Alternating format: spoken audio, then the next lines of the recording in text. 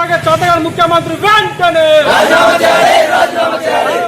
చాతగాని ముఖ్యమంత్రి వెంటనే నియమించాలి. తెలంగాణ రాష్ట్రానికి విద్యాశాఖ మంత్రి వెంటనే రాజీనామా చేయాలి. చాతగాని ముఖ్యమంత్రి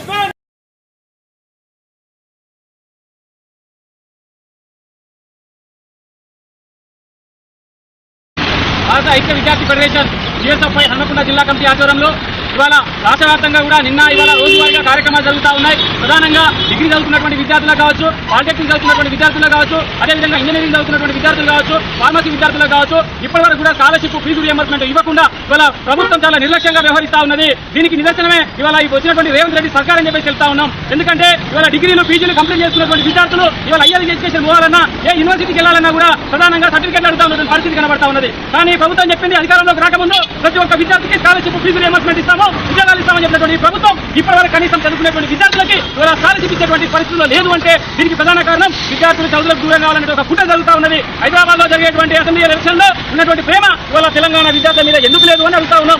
లక్షల వేల కోట్లు ఖర్చు పెడుతున్నటువంటి రేవంత్ రెడ్డి సర్కారు కనీసం ఇవాళ విద్యార్థులకి బకాయిలు చెల్లించడంలో నిర్లక్ష్యం చేస్తా ఉన్నది, జాప్యం చేస్తా ఉన్నది. కాబట్టి ఖబర్దార్గా ఖచ్చితంగా మా విద్యార్థులందరికీ కూడా దాదాపుగా 4.5 సంవత్సరాల నుంచి రియంబర్స్మెంట్ స్కాలర్షిప్ రాకుండా గత పాలకులు చేసేటువంటి నిర్లక్ష్యం మళ్ళీ మీరు చేస్తా ఉన్నారు. ఇది తప్పిదం అని చెప్పి చెప్తా ఉన్నాం. విద్యార్థులు కనుక తెలుసుకుంటే మిమ్మల్ని గద్దె తిప్పడానికి కూడా సిద్ధంగా ఉంటాం. భవిష్యత్తు కాలంలో మీకు ఖచ్చితంగా అడ్డుకుంటాం. మంత్రుల ఇళ్ల ముందు నిరసన కార్యక్రమం తెలియజేస్తాం. ఇప్పటికన్నా మీరు దిగొచ్చి మా విద్యార్థులు రోడ్ల మీదకి రాకముందు ఖచ్చితంగా స్కాలర్షిప్ ఫీజు రియంబర్స్మెంట్ చెల్లించి మా విద్యార్థులకు ఉన్నటువంటి సమస్యలు తీర్చండి. ఇవాళ విద్యలో అనేకమైన లోపాలు ఉన్నాయి, వాటన్నింటినీ సవరించకుండా ఇవాళ మీరు ఎలక్షన్ అని చెప్పేసి మీరు బిజీ అయిపోయి మా విద్యార్థుల రోడ్ల మీదకి వచ్చేటువంటి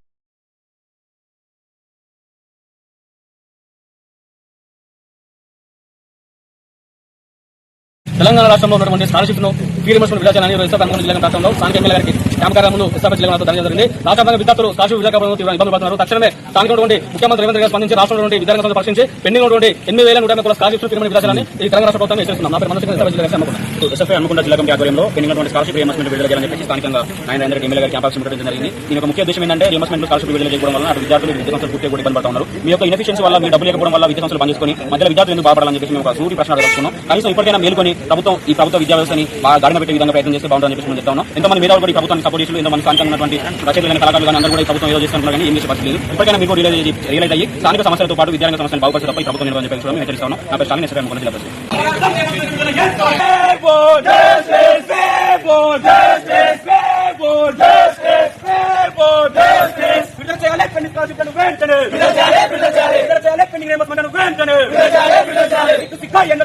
జిల్లా